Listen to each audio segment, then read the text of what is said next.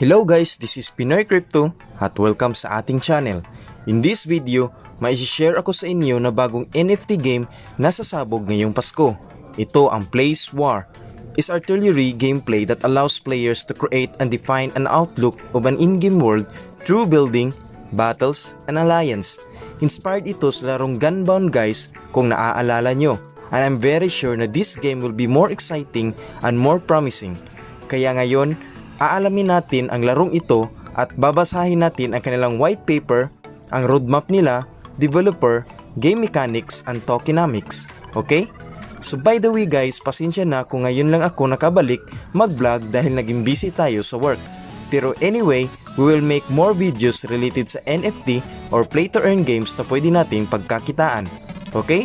So we'll not wait any longer, so let's start. So ngayon guys, nandito tayo sa website nila. I-type nyo lang ang placewar.io. Then ito pa lang ang laman ng kanilang website guys. Kung i-click nyo itong 3- line, itong nasa itaas, makikita nyo dito ang marketplace, battle, pixel, NFT, wiki, at roadmap. Okay?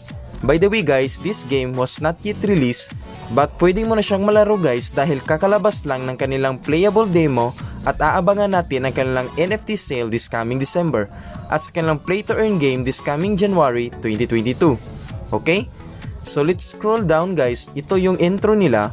Welcome to Placedonia. A gamified internet culture metaverse on blockchain awaits on Pixel. Create on paintings and expand your territory on map. All by Conquest. Raid your tank or make friends to make your creation seen and make real money along the way. Din sa battle to earn nila guys, meron silang Conquest mode. Ito yung pwede kang umatak sa kampo ng kalaban para agawin ang kanilang resources. PvE skirmish, ito yung adventure mode. PvP battlefront, ito yung arena mode. At craft new tank, ito yung pag-combine ng dalawang tank para makalikha ng bagong breed na tank. Okay? Then, Pixieland, ito yung mapa guys sa laro. Every home base ng tank mo ay nakalagay yan sa Pixieland. Kaya kung marami kang na-raid na home base, is lumalaki din ang territory mo sa Pixieland. Build your home base. So para ma-defend mo guys ang home base mo, you need to collect resources and construct a buildings. At the more na mas marami kang resources at building, mas mataas yung rarity ng pixel mo at sa pixel na nagawa mo guys, pwede ka manalo ng reward per season sa may pinakamaraming boto. So dito sa game guys, ito yung pwede mong makuha. Tank, defender, pixel, tech, at in-game assets na pwede mong ibenta sa market. At ito yung tokenomics ng laro. Place ang tawag na kilang token guys, ito yung governance token ng Place War. At under ito sa network ng BEP20. Ang gamit ng token na ito ay para pang staking, in-game rewards, utility, and governance voting. By the way, itong place na token nila ay pwede mo nang i-trade sa market. Kakatapos lang ng kanilang initial offering sa mga exchange like Redkite, GameFi, Gate.io, PancakeSwap, at Who.com. At meron pa silang secondary token guys na ginagamit sa laro. Ito ang gear. Makukuha mo lang ito, ang gear guys, mga game rewards at ginagamit ito pang craft ng tank. Okay? So may total supply na 1 billion place token ang Place War guys. 20% sa private sale, 18% sa team, 5% liquidity, 10% sa ecosystem fund, 2% sa public sale, at ang pinakamalaki na share na play to earn and farming na 45%. Proceed na tayo guys sa roadmap nila.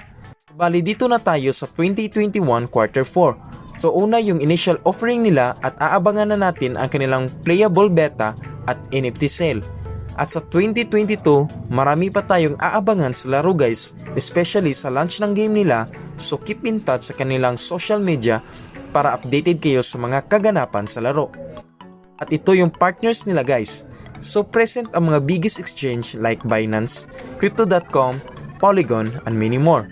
Then ito yung social media nila guys, and don't forget to like, follow, and subscribe sa kanilang social media platforms para alam nyo ang mga updates sa laro. Okay?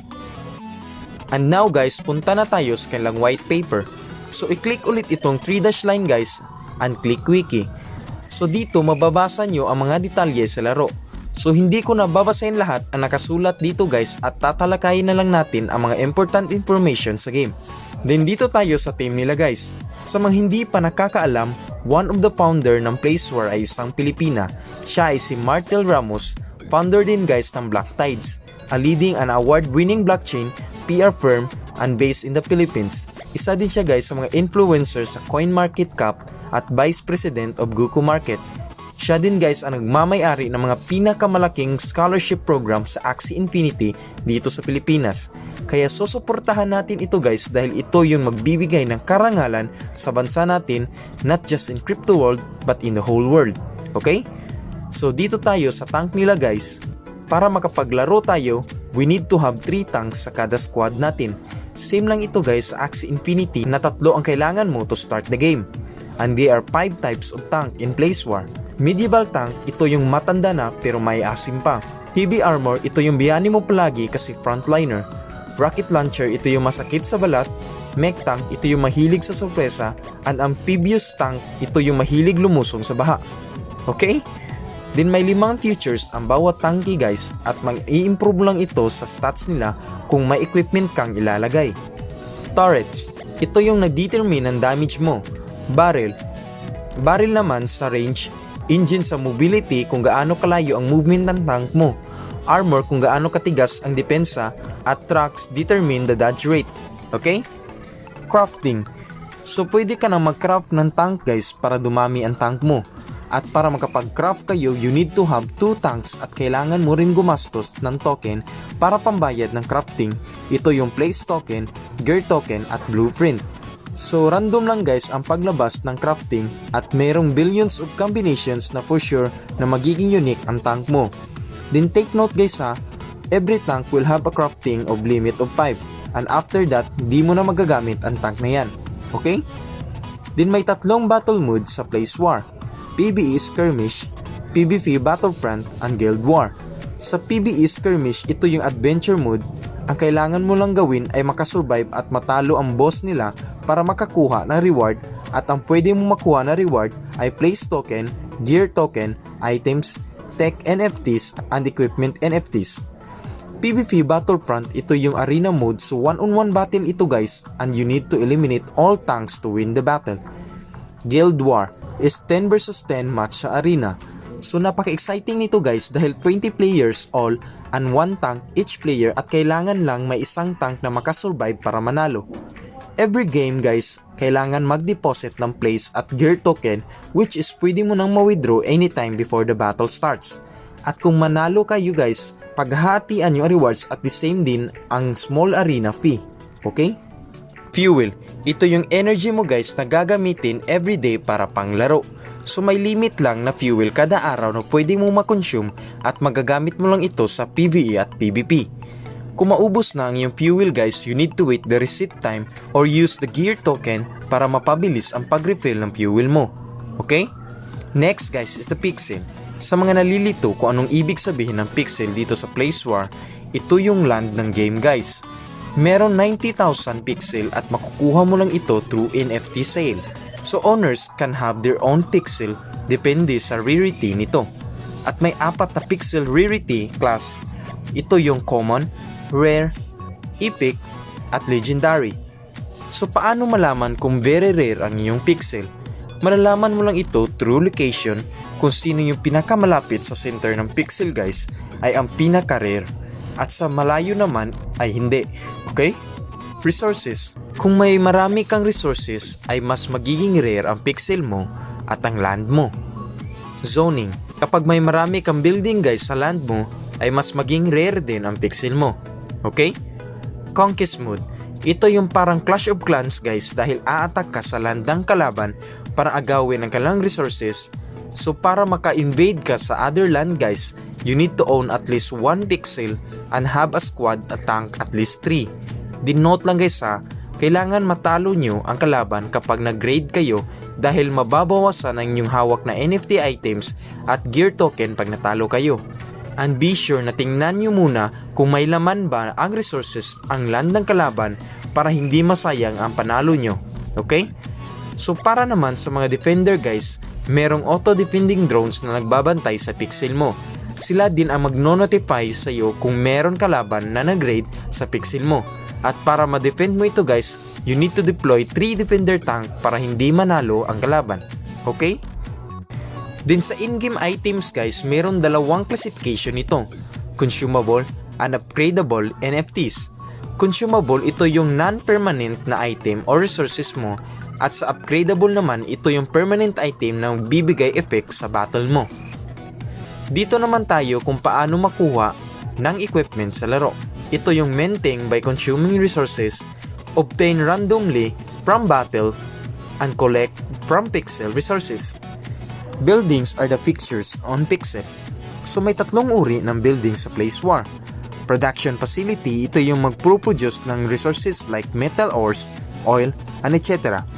Merchant facility, ito yung shop mo guys kung gusto mong ibenta ang iyong item. At ang buff facility, ito yung bibigay ng buff sa tank mo during battles. Okay? Tech, ito yung magbo-boost ng performance ng inyong tank na hindi lamang nag-enhance ng stats kundi additional skills din ito guys. So kahit low damage yung tank mo pero may double shoot ka naman, kaya nitong patumbahin ang kalaban kahit mataas ang parameters nito. So depende yan lang guys sa diskarte mo. Din may tatlong uri ng techs: damage, defense, at support. Makukuha mo yan sa kada panalo mo sa in-game battles. Okay? So punta tayo sa play to earn nila guys para di na tayo masyadong mataas sa video natin. Pwede nyo rin basahin ulit ang white paper guys kung may nakaligtaan ako. Okay? There are 5 ways to earn in Place War. First, pwede ka mag-apply ng scholarship program kung wala kang pambili ng tank. So, revenue sharing basis guys ang scheme ng program. At kung enough ng inyong earnings, pwede ka rin bumili ng sarili mong tank, then eventually you can build your own squad and expand your tank collection and also be a manager. Second is, pwede kang bumili ng tank mo guys and build your squad. Then ikaw na mismo ang maglalaro at palakihin ang squad mo, then take a profit sa mga in-game rewards na makukuha mo. Third is become an investor. Kung may malaking budget ka guys, pwede kang bumili ng maraming tanks at ipalaro mo ito sa ibang tao, which is yung scholar mo ang bibigay ng passive income sa'yo. Fourth is the trader. Pwede kang bumili ng maraming tank guys at mag-craft ka lang para dumami ang tank mo and then i-trade mo lang ito sa market para kumita. And the final is to become a collector. Ito yung bumibili at nagko-collect ng mga NFTs sa game para gumawa ng pixel guys, which is pwede ka manalo ng creator reward at ibenta mo ng malaki doon sa market. Okay? So that's all guys. So yan lang guys for this video. I hope nakatulong ito sa inyo at kung may katanungan pa kayo sa video ko guys, just comment down below para masagot ko lahat ang mga katanungan nyo. Okay? So thank you guys for watching. If kung nagustuhan nyo ang video nito, please like, comment, and share. And don't forget to subscribe my channel and i-click nyo na rin ang notification bell para updated kayo sa mga bago kong tutorial or video na ipapalabas. Thank you ulit guys sa walang sawang suporta at pagsubaybay sa channel natin. See you on my next video and God bless!